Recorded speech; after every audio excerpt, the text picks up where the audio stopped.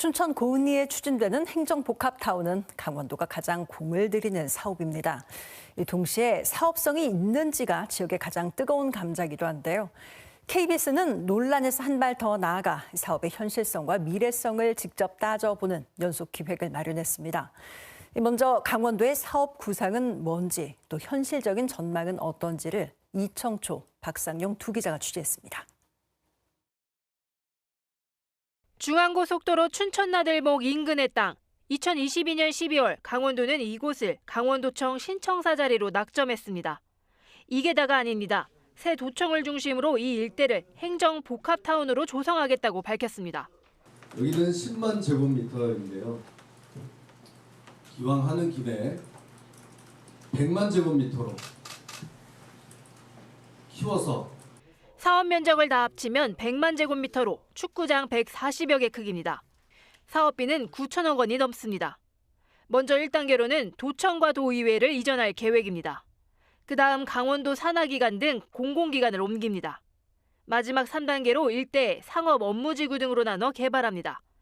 4,700여 세대가 입주하는 주거단지도 들어옵니다. 강원도는 이 사업이 강원도 인구 200만 명의 발판이 될 거라고 밝힙니다. 땅 분양과 공공기관 입주로 최소 600억 원의 수익까지 날 걸로 자신하고 있습니다. 대구에서 안동으로 경북도청을 이전하며 신도시를 만든 사례를 예로 들었습니다.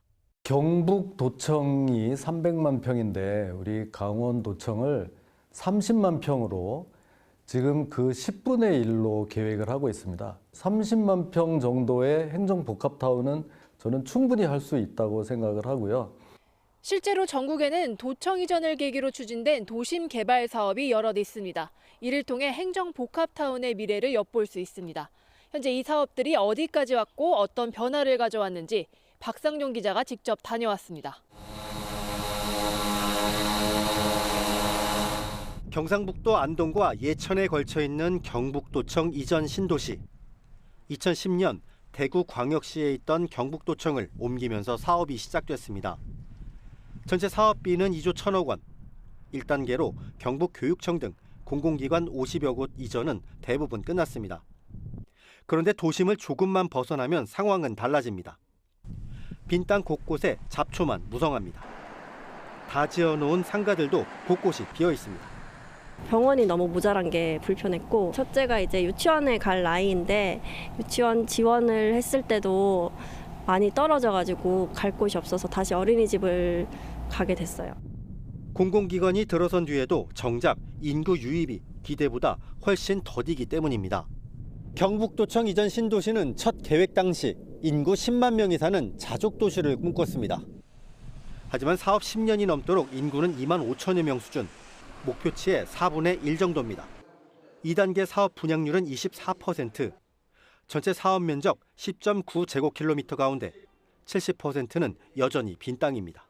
공공기관, 산업단지, IC 이런 편리성이 되지 않으면 자족도시가 되기에는 시간이 좀 많이 필요할 것으로 판단하고 있습니다. 충남 도청 이전과 함께 추진된 내포 신도시도 사정은 비슷합니다. 충남개발공사와 토지주택공사가 2조 5천억 원을 투자했습니다. 18년 동안 이어진 공사는 올해 모두 끝납니다. 하지만 10만 명을 목표로 한 인구는 4만 명 수준. 행정타운과 주거용지를 제외하면 상업, 산업시설 용지의 분양률은 50%대에 그치고 있습니다. 행정기관 이전만으로 인구 유입과 지역개발 효과를 더는 기대하기 어렵다는 뜻입니다. 원도심의 공동화 부분에 대해서도 우리가 주민들이라든가 갈등 해소라든지 인구 유입 효과가 전제가 되지 않으면 상당히 이것이 오랫동안 어떤 그런 문제를 발생시킬 수 있다는. 강원도 행정복합타운 사업이 장밋빛 전망에만 의존해서는 안 된다는 지적이 나오는 이유입니다. KBS 뉴스 박상용입니다.